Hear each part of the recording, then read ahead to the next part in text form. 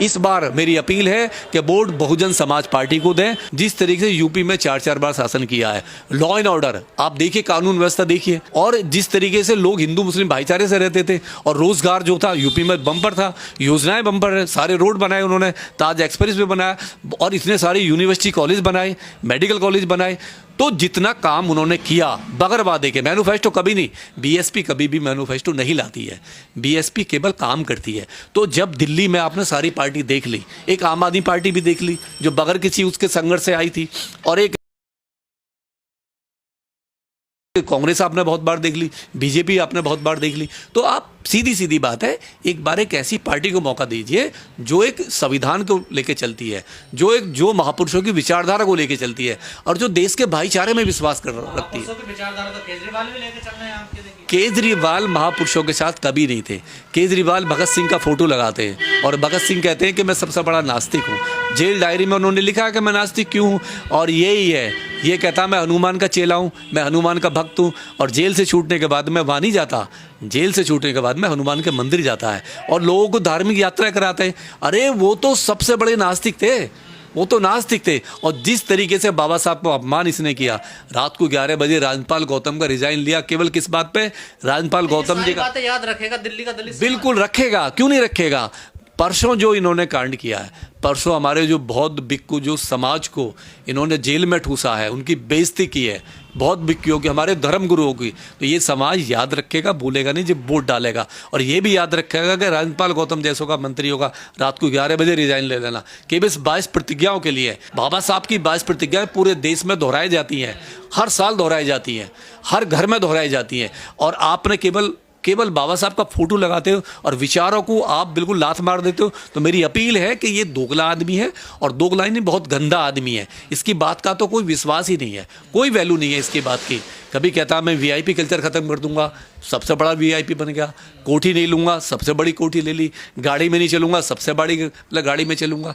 और जिस तरीके से दिल्ली में युवाओं को इसने नशेड़ी बनाया, नशे पे उतारा है, जिस तरीके से मनीष सिसोदिया ने, डिप्टी सीएम ने घर घर शराब ठेके खोले हैं, और हमारे यूथ को, जो हमारी दलित बस्तियों में, जितनी एससी एसटी माइनॉरिटी बस्तियों में ठेके खोले हैं, और जिस तरीके से लोग परेशान हुए, शराब पी के बीमार हुए हैं, मरे हैं लोग, और घरों में जिनकी बहुत बुरी हालत रही है, तो वो सोचें कि ये आदमी एजुकेशन के नाम पे जो इन्होंने किया है, और जो लोगों को शराबी बनाया, तो लोग जरूर। बसपा के लिए आप कह रहे हैं वोट दीजिए, लेकिन बसपा को तो कहा जाता खत्म होगी, बदनाम किया जाता है, बीजेपी की बी टीम है। देखिए, बस कोई पार्टी कभी ख़त्म नहीं होती। बसपा कहाँ ख़त्म हो गई है?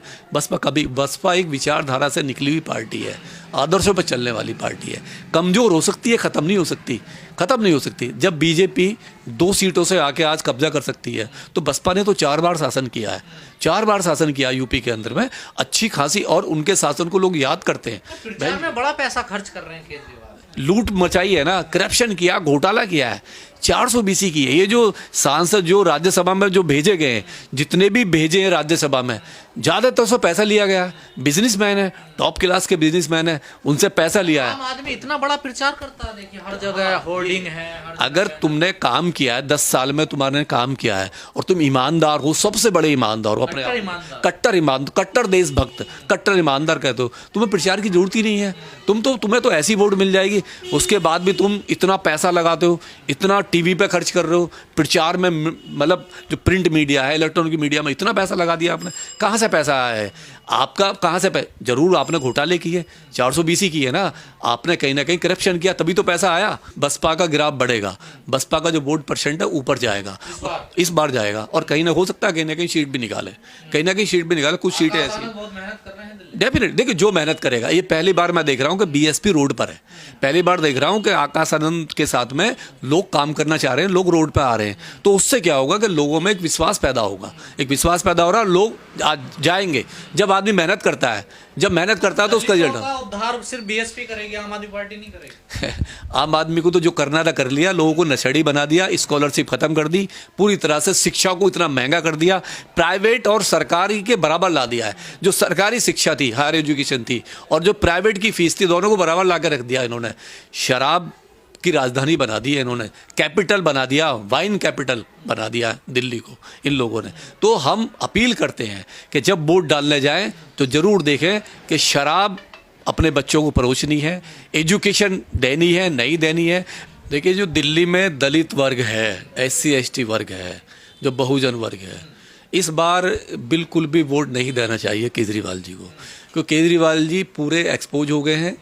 जो उनके एक नकाब उन्होंने लगा रखा था सेकुलरिज्म का, और एक नकाब था कि वो दलितों से बड़ा प्यार करते हैं, SC ST से बड़ा प्यार करते हैं, तो नकाब पूरी तरह से एक्सपोज हो गया 3 दिन पहले।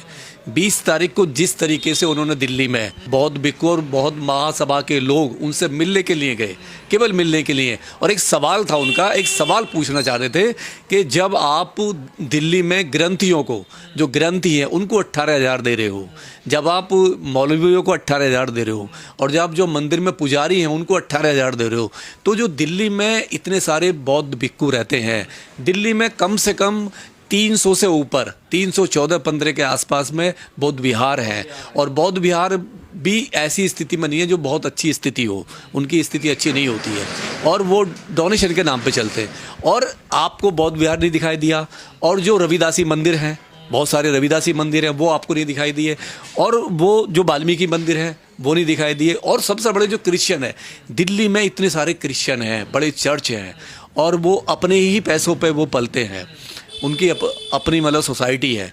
तो वो केवल एक सवाल पूछने गए थे कि आप वोट के नाम पे, जब आपको वोट चाहिए थी, 10 साल से आप वोट ले रहे हो पूरे क्रिश्चियनों का, पूरे बौद्धिस्टों का, वाल्मीकियों का, और जो रविदासी है उनका, लेकिन अम्बेडकरवादियों का, लेकिन जब 18,000 देने की बात आती है, जब उनको सम्मान देने की बात आती है, जब उनका हक अधिकार देने की बात आती है, तो आप साफ बिल्कुल उनको एक्सपोज कर देते हो, आप पूरा पलट जाते हो। और आप किसको देते हो? केवल पुजारी याद आता है आपको, केवल पुजारी। यानी दिल्ली में वोट इतनी बड़ी बल्क में, जो दिल्ली में 18-20% दलित रहता है, SC ST रहता है, वाल्मीकि समाज रहता है, भगत सिंह के लगाते हैं वो पीछे अपने। अब यही तो एक्सपोज हुआ है। देखिए ये 10 साल में पहली बार एक्सपोज हुआ है, इतना एक्सपोज हुआ है कि हर आदमी जानेगा कि केजरीवाल गिरगिट की तरह रंग बदलने वाला है, और अंदर से क्या चाहता है।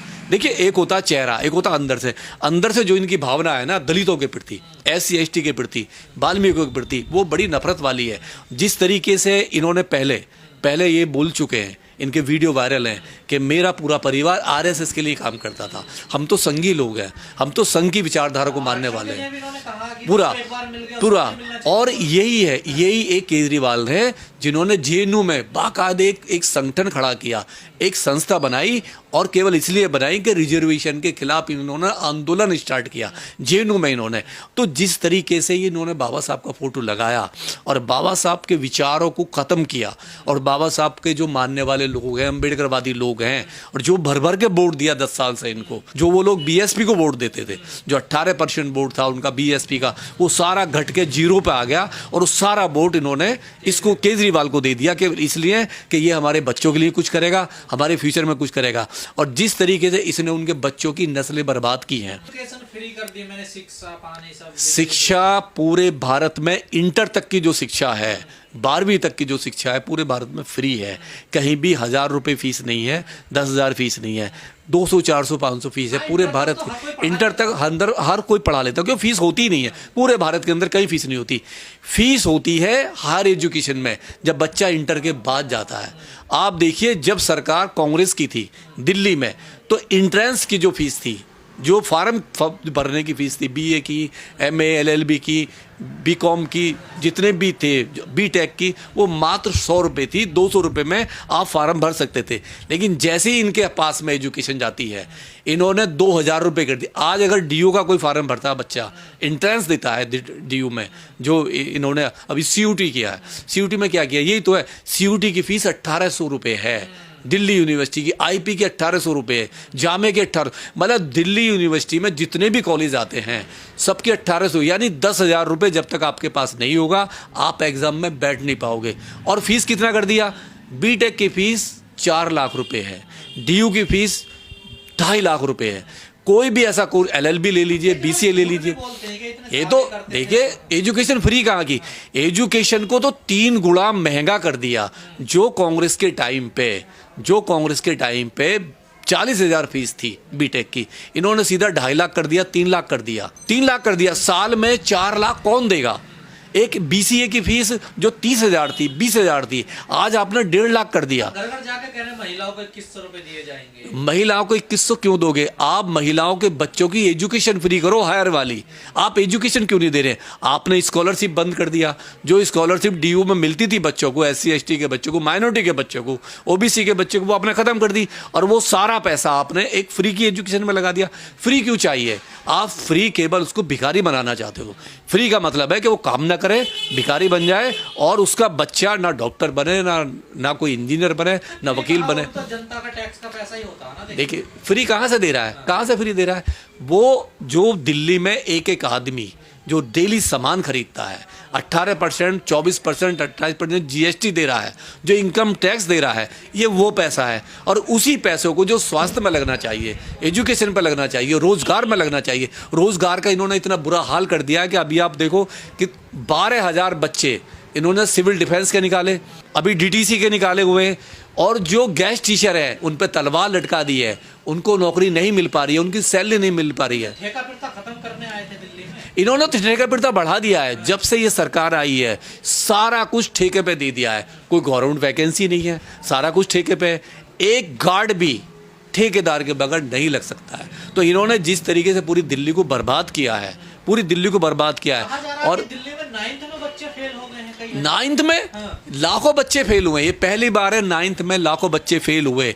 एजुकेशन मॉडल इनका पूरा ध्वस्त हुआ है दिल्ली में, सबसे बेकार। और देखिए, और हमें क्या है, जिस तरीके से हमारे बौद्ध भिक्खुओं पे इन्होंने बंद किया है, मैं उसकी घोर निंदा करता हूँ। जो हमारे भिक्खु संघ था, उनको धक्का मुक्की करना, उन पर लाठी चार्ज कराना और उनको जेल में ठूसना, उनको थाने ले जाके टॉर्चर करना, ये आज़ाद भारत में पहली बार है। भिक्खुओं के ऊपर लाठीचार्ज कराना। और वो क्या कह रहे थे? भिक्खु केवल अपना हक मांग रहे थे। तो मेरी अपील है दिल्ली की जनता से, जो बहुजन लोग हैं, SC ST लोग हैं, जो माइनॉरिटी लोग हैं, माइनॉरिटी के भी, देखिए माइनॉरिटी को भी इन्होंने नहीं छोड़ा है। माइनॉरिटी को दंगाई बना दिया इसने।